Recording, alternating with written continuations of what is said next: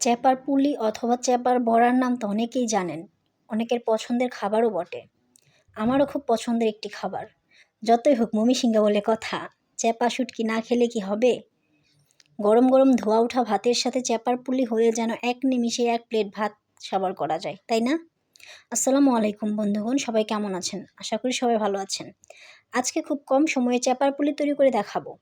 এখানে আমি কিছু শুটকি, শুকনো মরিচ, পেঁয়াজ আর অনেকগুলো রসুন নিয়ে নিয়েছি। এগুলোকে একসাথে নিয়ে ব্লেন্ড করে নিয়েছি। বেটে নিলে বেশি ভালো হয়, আমার হাতের কাছে শিলনোড়া ছিল না, তাই ব্লেন্ড করে নিয়েছি। আপনারা চাইলে এটা বেটে নিতে পারেন। দেখুন মিশ্রণটা কি সুন্দর হয়েছে, তাই না? পুলি বানানোর জন্য এখানে আমি কয়েকটা লাউ পাতা নিয়েছি। এখানে কুমড়া পাতা নিলে বেশি ভালো হয়। হাতের কাছে কুমড়া পাতা না থাকায় আমি লাউ পাতা নিয়েছি। পাতাগুলো সুন্দর করে ধুয়ে নিয়েছি। লাউ পাতাগুলো আমি কিছুক্ষণ পানিতে ভিজিয়ে রেখেছিলাম। তারপর এগুলোকে সুন্দরভাবে ধুয়ে নিয়েছি। ধুয়ে নেওয়ার পর এক এক করে প্রত্যেকটা লাউ পাতার মধ্যে আমি পুরটা দিয়ে দিচ্ছি। আপনারা ভিডিওতে দেখতে পাচ্ছেন কিভাবে আমি পুরটা দিয়ে দিয়েছি। এটা অনেকে অনেকভাবে করে থাকে। আমি একটু শর্টকাট করার চেষ্টা করি, তো আমার কাছে শর্টকাট এটাই ভালো লাগে। মানে শর্টকাট কাজ করতে কেন জানি বেশি ভালো লাগে। সবগুলো পুর দেওয়া হয়ে গেলে পাতাগুলো আমি সাইডে রেখে দিয়েছি। তারপর চুলায় চলে গিয়েছি।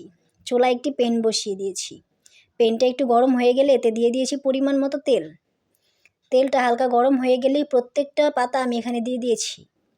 দিয়ে সুন্দরভাবে ঢেকে দিয়েছি। কিছুক্ষণ ঢাকনা রাখার পর আমি ঢাকনাটা তুলে নিয়েছি। তুলে নেওয়ার পর আমি এক এক করে সবগুলো উল্টে দিচ্ছি। একটু উলটপালট করে ভেজে নিতে হবে, একটু কড়া ভাজতে হবে। ভিডিওতে আপনারা দেখতে পাচ্ছেন একটু উল্টাতে ঝামেলা হচ্ছে, তবুও আমি কষ্ট করে উল্টিয়ে নিচ্ছি। যত বেশি ভাজা ভাজা হবে তত এটা খেতে বেশি মজা লাগবে। এই তো প্রায় ভাজা হয়ে গিয়েছে। এভাবে এক এক করে উলটপালট করে সবগুলো একদম মরমরে করে ভেজে নেব। গরম ভাতের সাথে এই চ্যাপার পুলি একটা বেস্ট কম্বিনেশন। আশা করি সবার কাছে ভিডিওটি ভালো লেগেছে। কে কোথা থেকে ভিডিওটি দেখছেন অবশ্যই জানাবেন।